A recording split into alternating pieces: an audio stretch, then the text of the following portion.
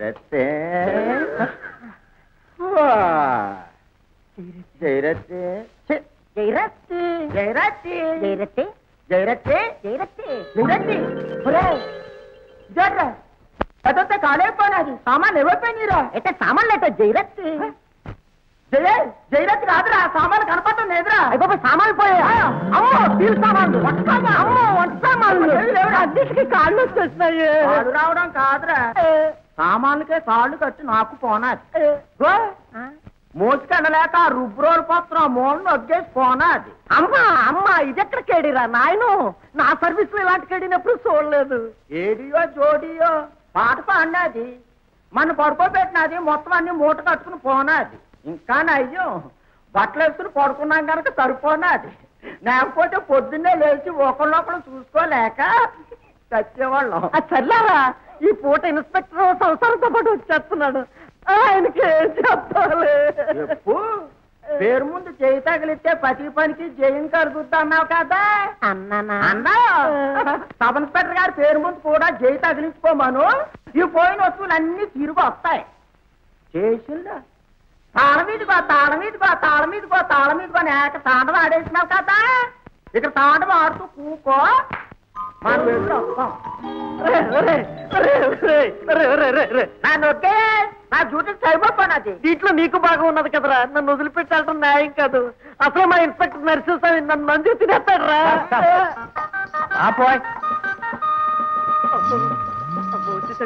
ఇప్పుడు ఏం చేయటం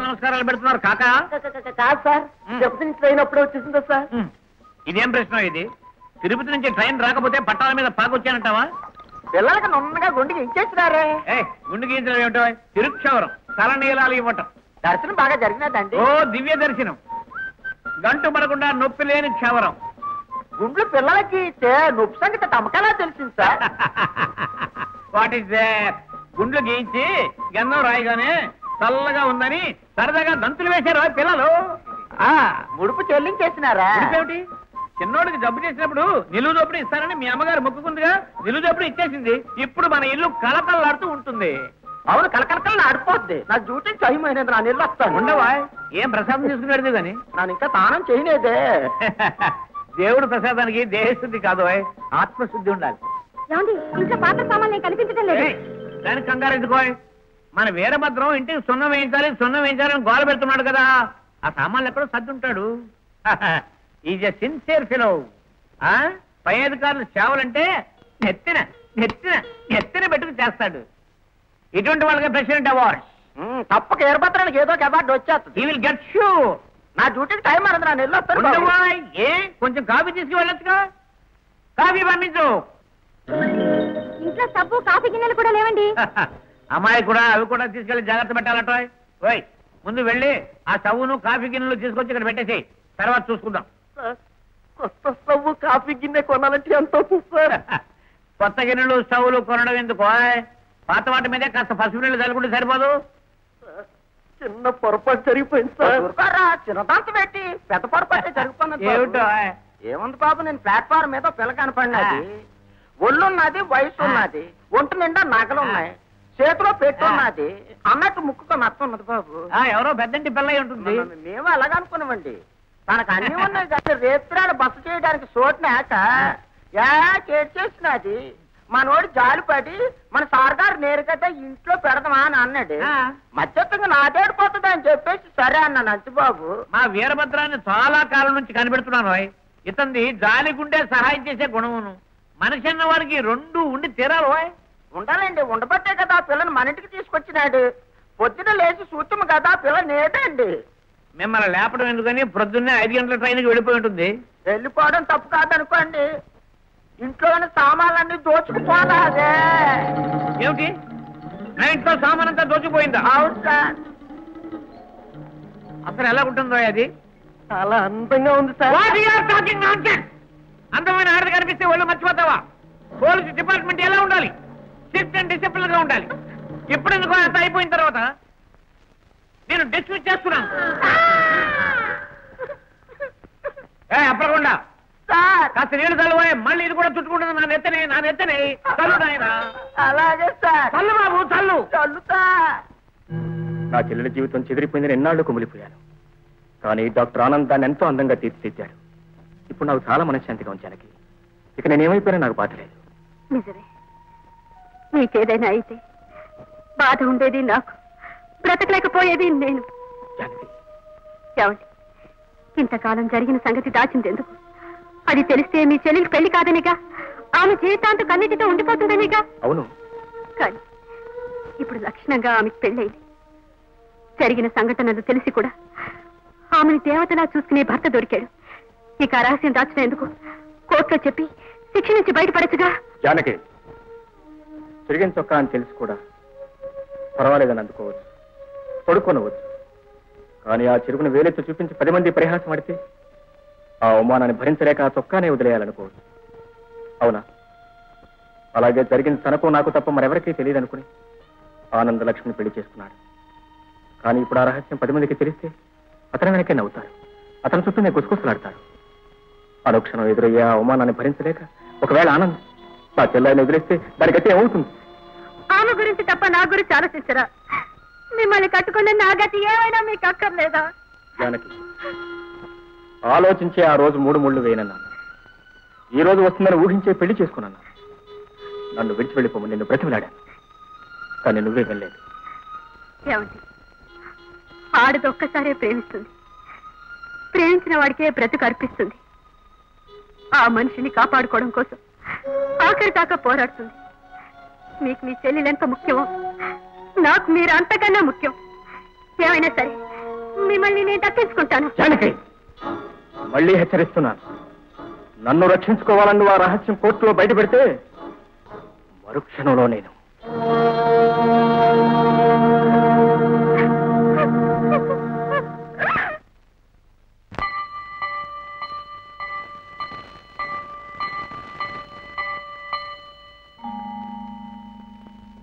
యువర్ ఆనర్, కోర్టు వారు అనుమతిస్తే ఈ కేసు పూర్వాపరాలను అందరి సమక్షంలో తెలియజేయాలనుకుంటున్నాను. Proceed. Thank you your honour. హతుడు రాగాల మోహన్ రావు మందుల ఫ్యాక్టరీ ఓనర్ ధర్మారావు గారి ఏకైక పుత్రుడు. పేరుబడ్డ డాక్టర్ రికమెండ్ చేస్తే ఆ మందులు మార్కెట్లో అధికంగా అమ్ముడవుతాయి. మిగిలిన డాక్టర్స్ కూడా అవే వాడుతారు. అందుకు కాను డాక్టర్ రమేష్ ను అప్రోచ్ అయ్యాడు మోహన్. తన కారణంగా వాళ్ళ వ్యాపారం పెరుగుతుంది కనుక కమిషన్ గా పెద్ద మొత్తం ఇవ్వాలన్నాడు రమేష్. మోహన్ అందుకు ఒప్పుకున్నాడు. అనుకున్న సమయానికి డబ్బు చేతికి అందకపోవడంతో ఫోన్లో మోహన్ ని బెదిరించి ఆవేశంతో అతని బంగళాకు వెళ్లి ఘర్షణ పడ్డాడు డాక్టర్ రమేష్. అది తీవ్రం కాగా కోపం ఆపుకోలేక రివాల్వర్ తో మోహన్ ని కాల్చి చంపాడు ఈ డాక్టర్ రమేష్. రమేష్ అక్కడికి ఆవేశంతో వెళ్ళాడు అనడానికి సాక్షి కిళ్ళీ కొట్టు కనకారావు. కనకారావు, ముద్దాయి డాక్టర్ రమేష్ నువ్వెప్పుడు చూశావు? హత్య జరిగిన రోజు సాయంకాలం అండి. ఎక్కడ చూశావు? నేను కొట్లో ఉండగా ఆయన ఏకంగా కారులో వచ్చారండి. మోహన్ బాబు బంగ్లా ఎక్కడా అని అడిగారండి. చెప్పానండి. దాంతో ఆయన మదోరుగా వెళ్ళిపోయారండి. That's all your honour. చూడు కనకారావు, ఈ సంఘటనకు ముందు డాక్టర్ రమేష్ ఎప్పుడైనా చూసావా? లేదండి. మరి చూడకుండానే కారులో వచ్చింది డాక్టర్ రమేష్ అని ఎలా చెప్పగలిగావు? అప్పుడు చూడలేదండి. మర్నాడు పేపర్ చూస్తే తెలిసిందండి. Your honour, that's all. Your honour, హత్య జరిగిన స్థలంలో దొరికిన రివాల్వర్, హతుడు శరీరంలో నుంచి తీయబడ్డ బుల్లెట్, అక్కడ దొరికిన Ramesh cigarette lighter, post mortem చేసిన డాక్టర్ సాక్ష్యాన్ని బట్టి, హత్యా స్థలంలోని వేలుముద్రల్ని పరిశోధించిన ఫింగర్ ప్రింట్స్ ఎక్స్పర్ట్ సాక్ష్యాన్ని బట్టి, పారిపోతున్న ముద్దాయిని పట్టుకున్న ఇన్స్పెక్టర్ సాక్ష్యాన్ని బట్టి ముద్దాయి డాక్టర్ రమేషే ఈ హత్య చేశాడని ఖచ్చితంగా తెలుస్తోంది. దారుణంగా ఒక మనిషి ప్రాణం తీసిన ముద్దాయికి కేసుకు సంబంధించి మీరేదైనా చెప్పాలనుకుంటున్నారా? ఈ కేసు తాలూకు తీర్పు వచ్చే నెల 10వ తేదీకి వాయిదా వేయటమైనది.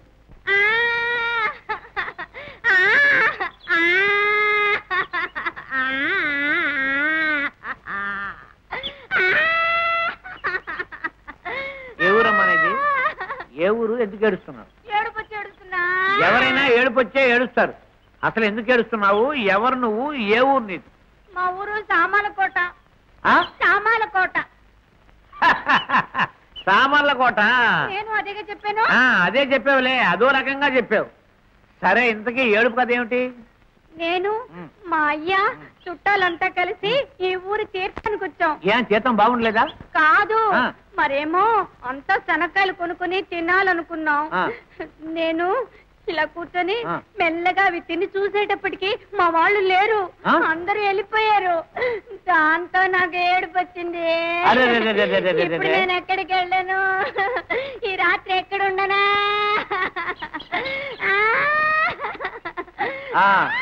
సరే, నీకు పెళ్ళయిందా? లేదు, నేను ఇంకా చిన్నపిల్లనేగా. అవునుగా, చూస్తూనే తెలుస్తూ ఉంది. మీకైందా? ఇంకా లేదు, నేను చిన్నపిల్లనేగా. నీకు అభ్యంతరం లేకపోతే పెళ్లి చేసుకుంటారా? అబ్బాబే, ఈ రాత్రికి మా ఇంట్లో ఉండి రేపు మీ ఊరు వెళ్ళిపోదు. ఎవరికైనా తెలిస్తే ఏమనుకుంటారు? ఏమనుకుంటారు? ఓ చిన్న అమ్మాయి ఓ చిన్న అబ్బాయి కలిసి ఉన్నారనుకుంటారు, అంతేగా. రా రా రా రా రా రా. ఈ రాత్రికి ఇద్దరు ఎలాగా? ఈ రాత్రికి ఎలాగేమిటి? భోజనం ఇంట్లోనా హోటల్లోనా? హోటల్ ఏం కర్మ, ఇంట్లోనే వడ్డిస్తాను. వెండి కంచాల్లో పెడతాను. నిజంగా ఏంటివి? అయ్యో, కల్తీ లేని వెండి కంచ 1000 రూపాయలు. మీరు బాగా డబ్బున్నారు, అందుకే ఎంతో ముద్దుగా ఉన్నారు. ఇంకా ముద్దుగా ఉంటాను రా. సరే,